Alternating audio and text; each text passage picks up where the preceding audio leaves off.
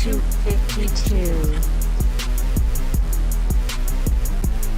So this week, we're going to go ahead and turn back the hands of time, and we're going to talk in depth of one of the classic American movies, 1990s. The Adventures of Ford Fairlane. Now, I think at this point we should put a disclaimer on our show that this may be the most swearing that we have ever done on an episode of 252. But fuck it. That's right. Take any complaints you have, please write them down, roll them up tight, and shove it. Straight up. That was good. It's not my joke. I got it from a friend of mine. I can't take credit for it. Well, this movie was directed by the great Rennie Harlan, who wasn't known for too much at that time. No, I think at that point he was only known for dating Gina Davis. I don't even think they were even married yet. I don't think so. And I think he had directed A Nightmare on Elm Street 4.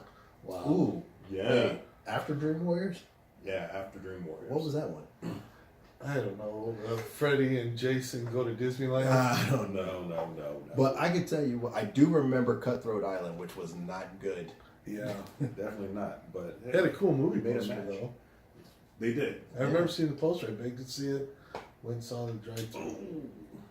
I think. No, Cutthroat Island. I'm thinking of a different one. Yeah, you are. Cutthroat Island was terrible. But whatever. Rennie Harlan's career. I remember very well. We'll put it this way: during that time, in 1990, you can say Andrew Dice Clay was at the height on top. he was at the height of his success, but the detractors were gaining momentum on him. His dick and fart jokes were starting to wane on the public. And his fart and dick jokes weren't that great either. Right, but he was still selling out arenas, concerts, and so having his own movie was kind of like the ultimate of his run. At his time, he sold out the largest venue for any comedian, Madison Square Garden. Twice. Sold out Madison Square Garden. I mean, he was a foul-mouthed, comedian, highly controversial, and a lot of studios didn't want to make this movie. Nobody wanted to pick this movie up. I mean, this movie, I believe the movie was actually good. Now it has a cult following, but at the time of its release, I think the detractors had... No, it was panned. They were talking about how nothing... Like, you had really good performances from not only Andrew Dice Clay himself, but Priscilla Presley, Wayne Newton. Loved them. Morris Day. Gilbert Godfrey, Lauren Holly. I mean... Robert Englund and Ed O'Neill. Ed O'Neill playing the detective Amos. Amos. Amos? Detective Amos. Are you calling me an Amos? No, are you calling me an asshole? Are you calling me an asshole? Oh, I'm calling you an anus. So many good jokes. Good jokes. Come on. Mr. Disco, what was he? Mr. Rock and Roll. No. Booty Time. Disco Express. Disco Express. Booty time, across the USA. Booty time, hey. Booty time. Boot my balls. Wow. Now, I have to ask Frank. Frank, do you remember the first time that you experienced this movie? The first time I saw Ford Fairlane was on opening day. Me and Mike went down to the Solano Mall theaters for the first show on opening day, and we were the only ones in the theater, as usual. And by the end of the day, we thought it was doing great, and the movie proceeded to tank, and just about no one bought any tickets there the entire day except for us and you guys, of course. I remember. Did we see? I felt like we saw it together. I think we did. It was me, you, and Mango. I remember seeing it at the Solano Mall. Yeah, for sure. And someone wasn't old enough to see it, and we had to kind of sneak them in or something. Was it rated R? It had to be Yeah, rated R, right? it was rated R. You got many F-bombs? Yeah, I'm saying it had to be rated R. And I definitely remember we did. We had to sneak in. Yeah. Shit, because you were 17. Yeah, I was 17. I was not. I was 16, and I think Mango was... I think he was 15 or yeah. 14. Yeah. Sneaking in the movies. Yeah. I have no memory of when I first saw Ford Fairlane. I saw the movie. I saw it a couple of times. I thought it was very funny. And then I didn't watch it for 28 years. Yeah, and then you watched it again, and you thought. And then I watched the first 10 minutes of it before the show. Now, I personally, I have a very, very deep relationship with this movie. Yeah. I used to go over to Kuwata's house every day, the summer of 1991. You had it on videotape. I had it on videotape, and trust me, I could not tell you how I got it, because I know damn well sure my mama did not buy that. Hell no. Maybe it was on HBO when you recorded it or something. I don't know how you record that Did tape. that have it? It's I possible. had everything. Was it a dub? Did I have a dub? You may have had a dub because there were some spotty spots in the Well, that's because you had played it every day. Every day. You wore out the tape. I swear, I would go over to his house around 10 a.m. every day, and I would put that movie on. And it would just be playing in the background. And then sometimes, I mean, we would just get into these riffs. We would get into these Ford Fairlane, Andrew Dice Clay Jags, where we would just keep saying certain lines over and over and over. Well, Even to if this you day. guys remember, my mother was not against buying me anything. I had all his comedy albums on tape, and I loaned them to you guys. Oh, Yeah. that's You remember right. that? Yeah. You remember he had like the double tape Yeah. album, Definitely. and Yeah. The I Day passed That those Laughter around. I was a Died. huge fan of Andrew Dice. Yeah, I do not remember any of the titles of those comedy tapes, but I do remember walking to and from school And with listening to it those. on my Yeah. my Walkman. Yeah. Listening to it. I probably should not have been listening Oh, to yeah. that much Andrew Dice Clay. All 'cause that. I remember emoting Andrew Dice Clay, and it was not a good look. I was, it was like, looking back on it, I was so crass. I remember there was this one girl, Jenna, and I used to say the most crass, foul, Outrageous. outrageous. Oh, yeah. I mean, I thought it was all funny, but this is way before the whole Me Too movement, and I didn't, I didn't know. You should not have been saying any of that This stuff. is before sexual harassment. This was before all that. Well, So, it's nice of you to admit all this. I had to go to a couple of classes. I had to go. I remember there was a class that I had to go to that I was forced to go to, sexual harassment, and then there was another one that I had to not like quite a refresher because it was a different job, but it was I had to go again because I still didn't know how to talk.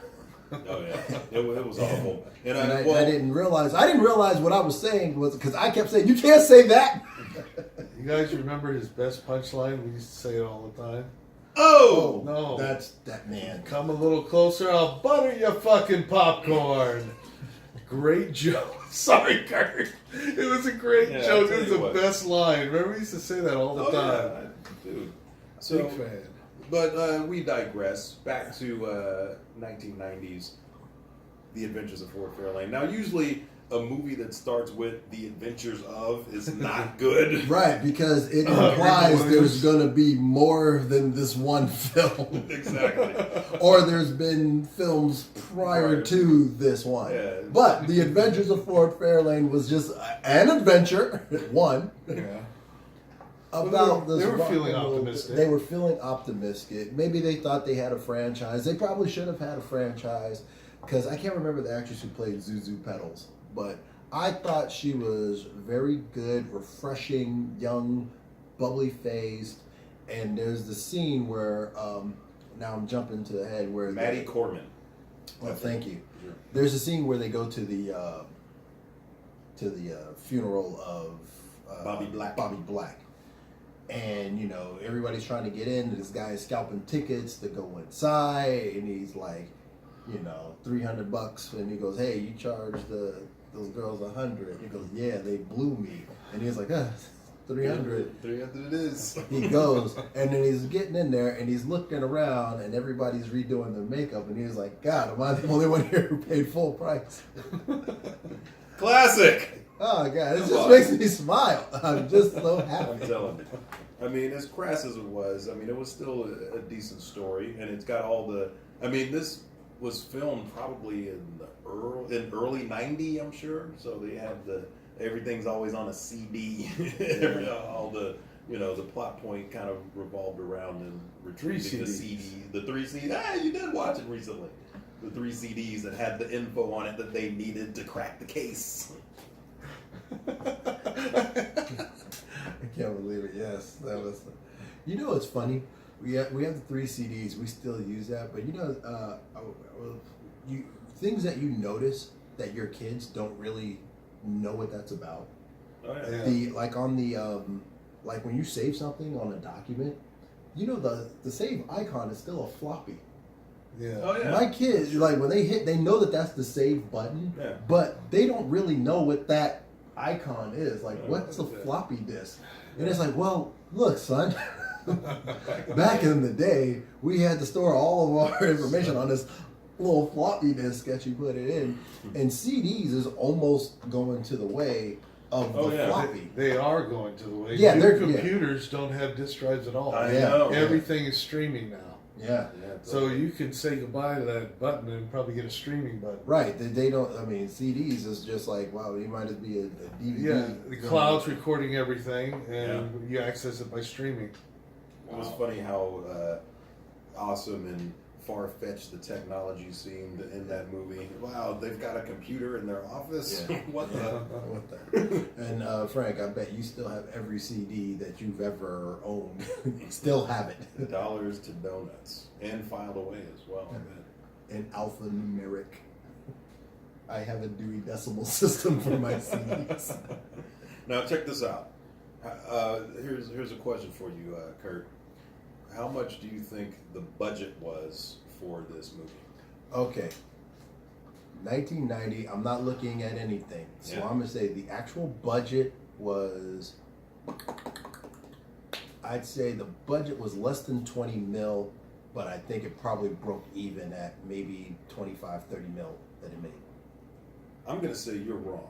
Okay, 'cause what was the budget of Well, the budget here, it says it's estimated at about 40 million, 40? and their USA gross was just over 21 million. Ah! That makes it the adventure of Ford Fairlane. Yeah. Well, that's the reason why there wasn't more than one event. But they were, I felt like they were really unfair when they reviewed this movie and stuff like that. But then again, you can't have that many fans. Yeah, well, But the fans needed to show up to the movie too. he was a polarizing comedian. You know Yeah. what I mean? You know, the problem with critics, they're looking for terms of endearment in every movie. I'm sorry, you know, Nightmare on Elm Street 4 was not a terms of endearment movie. Nightmare on Another Elm Street 2 was. Dab at Rennie Harlan. I know. Sounds like you made 3 bad movies, son. Wow. I did like The Long Kiss Goodnight. Yeah. Hey, Yeah. you know, I'm not hating on them. This is the first time I'm not hating on the show. Yeah, no. I enjoyed Ford Fairlane. I just didn't enjoy it so much as you guys. Well, I mean, I was very impressionable, Yeah. you know, Impressionable. as a 16-year-old kid, you know, shit, fuck. What kind of kid are you? One of my other favorite jokes in the movie, though, when Ford is in the hearse and he's got what he thinks is a corpse next to him, and and her tits are jiggling all over the place when he looks back. Damn, baby, you should have filled out some organ cards. I like when she falls into his lap and goes, oh, no, baby. No, I'm just kidding. We're just not doing it justice. I mean, it's just, you It's know, good. One of my quirks. favorite jokes is it's in the opening scene where you got Ford Fairlane and what was Morris Day's character's name? Don somebody. Don Cleveland. Don Cleveland. You know, and they're sitting there and a very young, very attractive Kari Wooer comes in. And again, I think at this time, this might have been even before Kari Wooer was on Remote Control, or maybe right around the same time she was on MPV's Remote Control. And she said, hey, you're that guy, the private eye, you know. And he goes, you know, my You're name a is-" poet and didn't know it. And when she walks away, Don Cleveland says, "You got to shave before you leave the house in a dress like that." And I don't mean your legs, because she had such a micro mini on, you could see the. Well, And I, to this day, I still say that line when I see someone with it. Actually, in the whole Me Too era, I actually no longer say that line Yeah. out loud. You know what? Even before the Me Too movement started, I really did stop saying a lot of these lines I in did public. not. No, I said that. In public, I mean, around my friends. I would say I'm in mixed company because I still think that they're funny. What are your names? Neil and Bob? Or is that just what you do? And the O. Oh! Every joke that ends with an O is Guaranteed. guaranteed kills. I gotta hate a little bit though. All right, let's go. All right, let's hear it. The cheesiest thing in that movie has got to be the cigarette and lighter holsters. You did say you did not like the I cigarette did. and That lighter holster. very cheesy. I believe Big Tom actually got a cigarette and lighter holster, and he used to wear it all the time. Oh, yeah. Breaking barriers. I'm like, Tom, what are you doing? And Tom was like, hey. And actually backfired on us one time because he had it connected to a pouch, and he would keep his ID in there. Mhm. You know, cigarettes on one side, ID on the other. Tom, even at work, he has shit hanging all over like Batman. He has like a utility belt. This is crazy. I'm like, Tom, why do you need all this shit? Well, just like Charm. He needs all He this just, stuff. I need on all him the at stuff times. on me at all times. Well, anyway, we got pulled over. I know I've already said this story on the show, so I'll make it really brief. We were young. We were probably in our early 20s. I don't even know if we were 21 yet. So we were like 19 or 20. And we were driving around, and it was a late night. We were hanging out. We were going to the local Denny's to get something to eat. We got out the car, and when we were walking up to the restaurant, we got stopped by the police. Popo. Oh, The police had asked us, hey, you know, like, where are you guys going? We're like, you know, We're here. yeah. And then they were like, hey, we want to see your ID and stuff. And, you know, before I was saying any smart ass comment, like, you know, why? You know, we were just like, okay. You know, we were, you know, sitting there. And then Tom goes to grab his ID, Mhm. which he kept. You know, In a holster. in his, yeah. So when he does that, the cops pulled their guns on us. And Tom went, pulled out the ID, and was like, here's the ID. But I just remembered, not only was I scared as shit, because I really saw my life like flash before my eyes. I thought we were going to get shot. But I just remembered my last thought was, you jackass, I hate that holster. Yeah. And this is how I'm going out. Yeah. It would have been an amazing death. I actually wore the holster a couple of times. Oh my goodness. Yeah. There's this classic picture of us at WonderCon in the mid '90s, and You were wearing it then? I was wearing it in that picture with the white. I have that white shirt on. Oh, I'm wearing, that's right. I'm You're wearing the holster. Right. I mean, it was a cool look. I mean, don't get I me mean, if wrong. you wanted to look like you were a detective Yeah. with no gun, Yeah. just a cigarettes. a thing with a snap on it. One of Put your those ID few in. things in life that are not only cheesy but also corny. I'm sorry, I hated it. I hated that. So, in the interest of keeping this show moving Well, wait, on, wait, we're wait. going to keep quoting it. What do you think, Frank? The cigarette holster.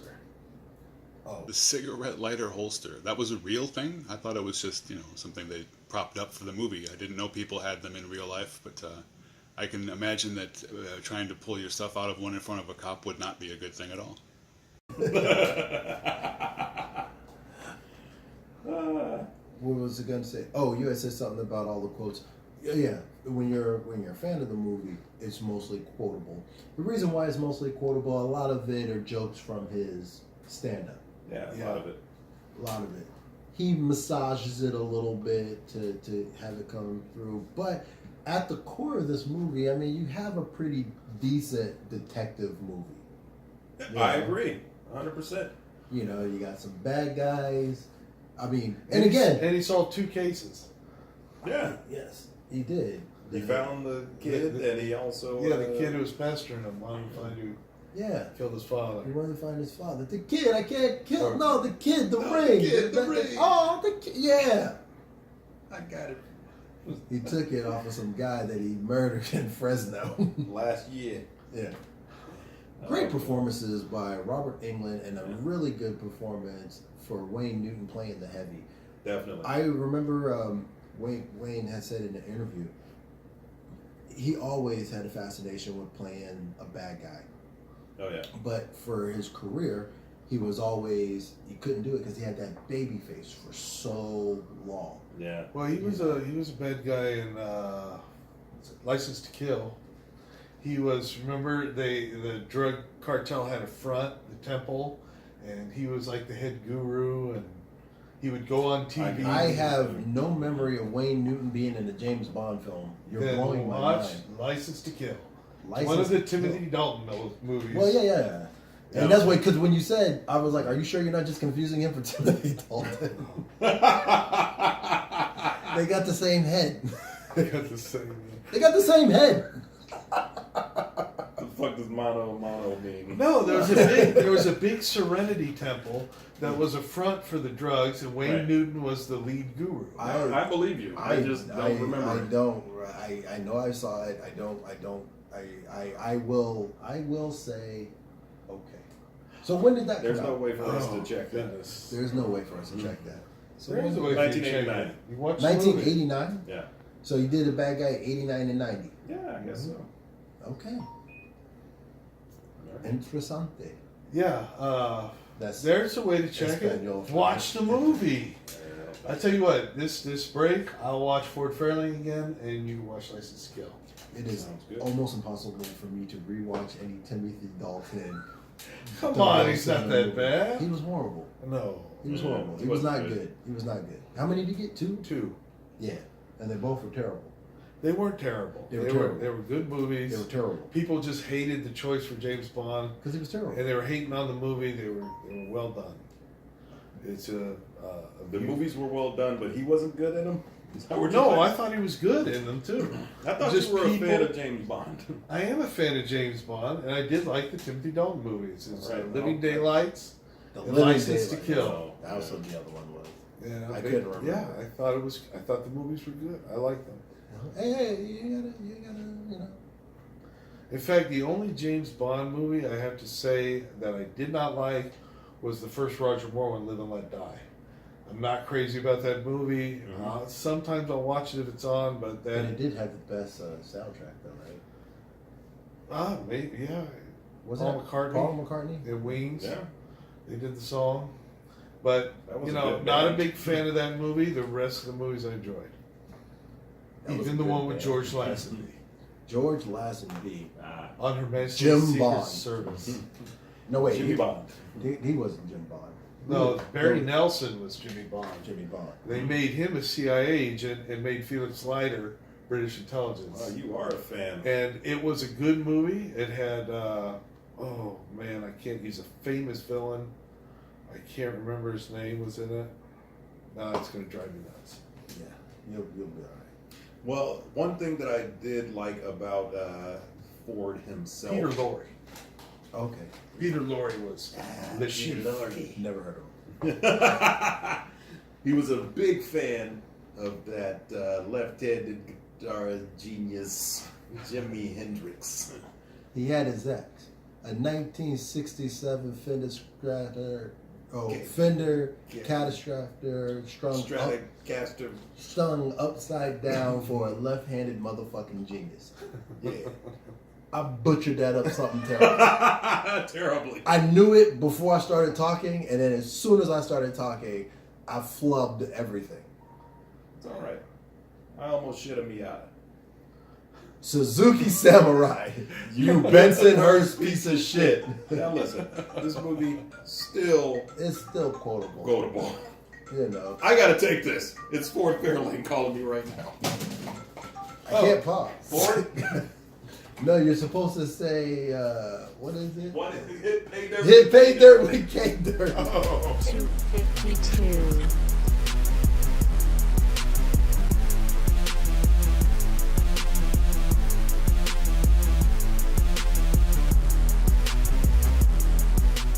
I'm done. Pull yourself together.